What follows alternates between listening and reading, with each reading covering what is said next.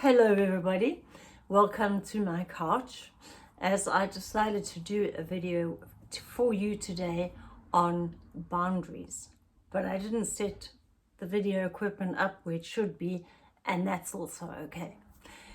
So what are boundaries? This is specifically important if you're a people pleaser, which so many of us are. We're afraid to say no.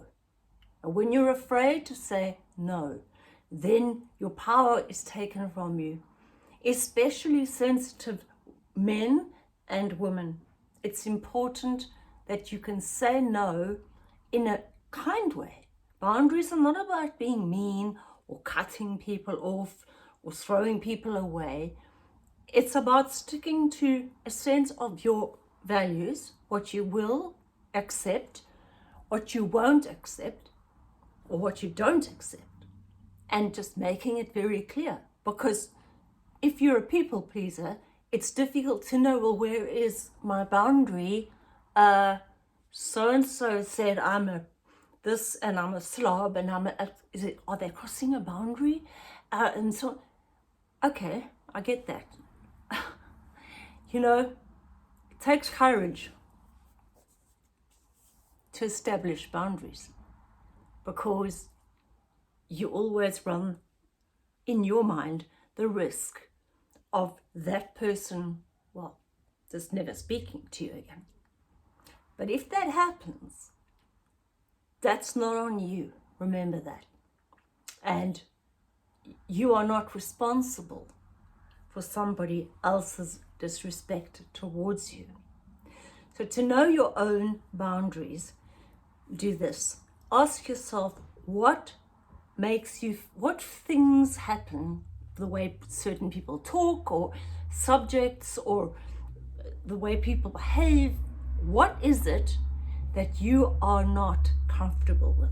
Just makes you feel uncomfortable, kind of like a piece of crap, just not good. When you know that, then you know your boundaries. Even if you're a people pleaser, especially if you're a people pleaser. So know your boundaries, because it can be difficult to know our boundaries unless we are clear with ourselves.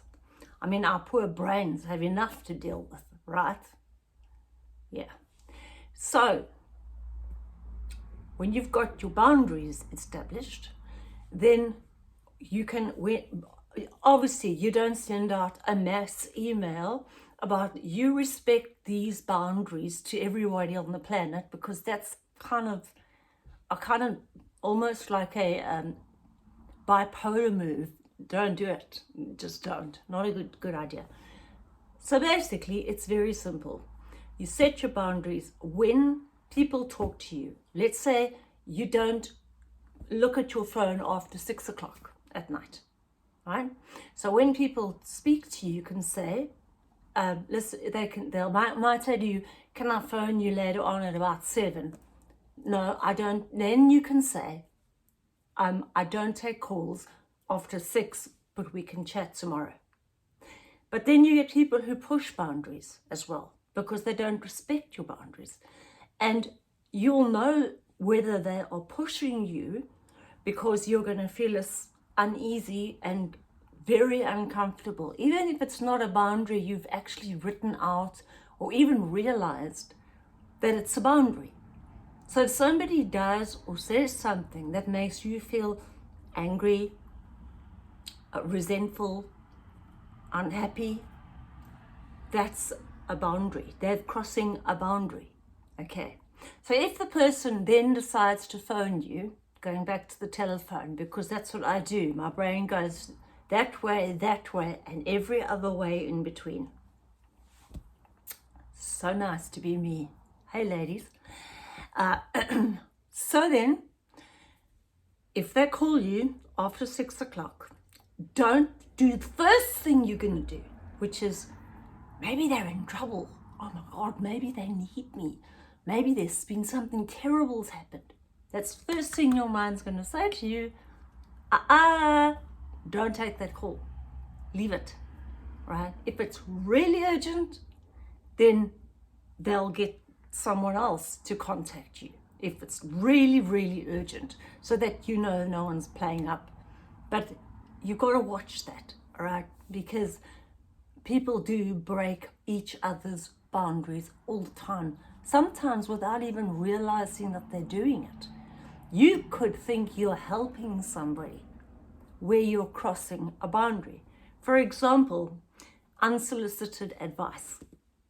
So you got a friend and she's got some problem with her partner or something, and she, and you think you know the answers to everything because that's how you think, if you do. So you start giving her lots of advice that she never asked you for. That's a problem. You see, we tend to, as people, for some reason, we tend to think we have autonomy over everyone and anybody we feel like. We are allowed to just disregard whatever they might be feeling or thinking, and we'll put our own feelings into that. And that's not because you're selfish or because you are a narcissist or whatever. No. Because you truly don't realize you're crossing a boundary, which is why you've got to set boundaries so that no one's confused here, okay? Don't call me after 6 o'clock. That's a boundary. There's no confusion. And if they do, and it can be persistent, oh, trust me, I have had people, oh God, this was just a simple talk about boundaries. Should we just call it a stuff it day? Yeah. Stop pleasing everybody, okay? Put your boundaries in place and don't move. And you can be you don't have to be nasty. You don't have to cut people out of your life. You don't have to be mean or anything like that. You just have to be straightforward and honest. And these are my boundaries. And it's not a bad thing, it's how you say it. So, you can speak to someone decently and talk about, I will get back to you tomorrow. Not, you're breaking my boundary. You see what I mean? It's not to fight with people. But it's always best if people know your boundaries and you know theirs, because then the lines don't get crossed, hopefully. And everything can be okay with a bit of luck. Okay? So let's see how you do with that. If you're confused about boundary setting, leave a comment below for me and I will get back to you. Or you could always email me. The email's on the page.